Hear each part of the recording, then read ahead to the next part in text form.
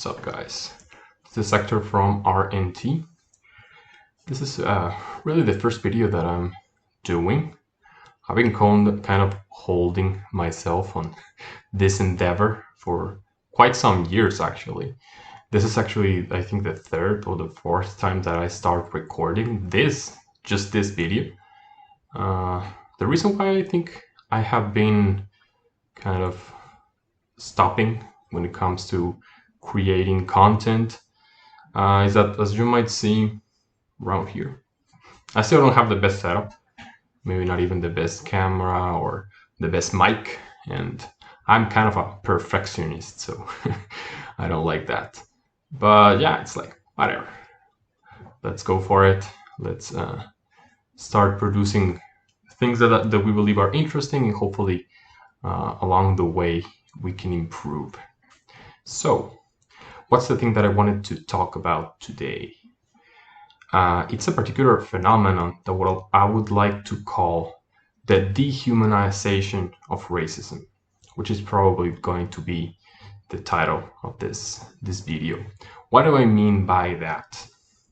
Of course, throughout the last 5 or 6 years, we've started to see a lot of conversation regarding racism, and not only that, but also other kinds of conversations similar to that, such as misogyny, transphobia, homophobia, Islamophobia, things like that.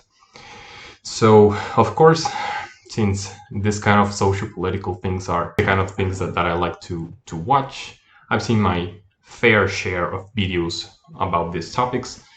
And I believe that one of the main problems or one of the main things that we, the people who like social justice and who want to make systemic changes to improve the lives of minorities, one of the things that we tend to not focus enough is on the fact that racism, misogyny, and stuff are human phenomena, and everybody is susceptible to it, and nobody is a bad person just because they did something racist or because they were misogynist and stuff. That's basically what I would call the dehumanization of racism, because we're saying, okay, there's humans and there's racists, okay, or there's humans and there's homophobic people.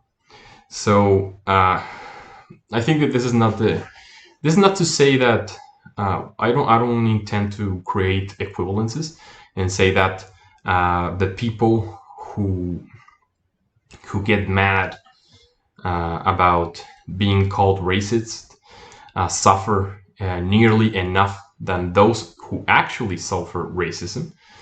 I'm not going to establish that equivalence, but I do believe that it will be very useful for us to emphasize on this idea that we all can be racist, we all can be misogynist, we all can be blinded by our own privilege and be our ideas being biased by our own experiences. Going for a particular example, as you might see, I am a Mexican, and of course the fact that I'm also a cis male puts me in kind of a crossroads between being a minority by my Mexican heritage and by being a privileged group because I am a cis male. This I think has helped me to understand a bit the positions that both of those two groups can have regarding racism. Because, for example, it's far easier for me to understand how colonialism affects us as minorities, as non-white people, how that can create unnecessary barriers for your own success, and how it can rig the game against you. But it's also, on the other hand, since I don't have a personal experience as a woman or as a queer people, it's harder for me to understand the extent and the ways that misogyny or homophobia can manifest in the world and how they can affect people from those groups. And I need to be honest here. I think even just some couple of years ago, I think I still used to have kind of misogynistic ideas or even homophobic ideas. I was the kind of guy who said it's like feminazis and stuff, and women are just whining about shit, and gay people are just being overly sensitive. Because of course this is not part of your own experience, and you don't understand the whole extent of it, and you don't understand how much it can affect you psychologically in a professional matter or in any way. And that's basically the thing. I don't believe that people who happen to have those ideas in their minds are intrinsically bad people, at least most of them. Of course you're going to have the uh, irredeemable racists, white supremacists, who doesn't matter how much you talk about those topics, they're always going to continue looking down on non-white, non-cis male people. But I don't like to be cynical to assume that everybody is like that. And I believe that acknowledging this idea that it's okay if you did in the past something that was considered racist, as long as you are able to reflect and listen to people with other experiences and be open enough to challenge your own ideas and to improve as a person, then there's nothing wrong with that. And again, this is not to equate and to say that if somebody calls you a racist or somebody does something racist to you, the suffering is the same. It's not nearly enough. If I, as a man, I'm called a misogynist, of course that's stressing and that can be kind of shocking for me, but it's not the same as a woman actually suffering the consequences of misogyny. Again, maybe I'm being a bit too optimistic here, but I assume that there's a lot of people who are able or are able to change their minds given enough evidence, or at least it's worth a try. Also, it's not to say that if you get very affected by racism, if you are a minority group and you get passionate, you get angry about somebody else being racist, I think you have the right to be enraged. You don't need to be calmed.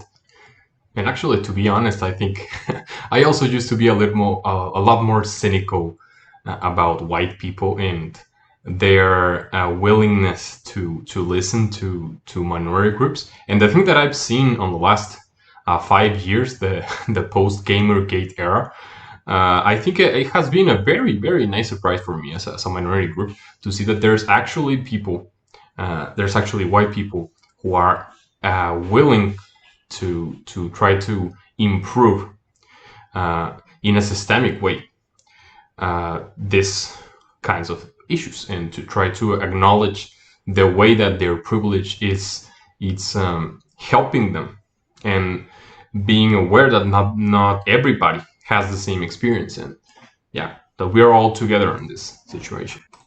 And I believe that being calm, it's also a way of privilege.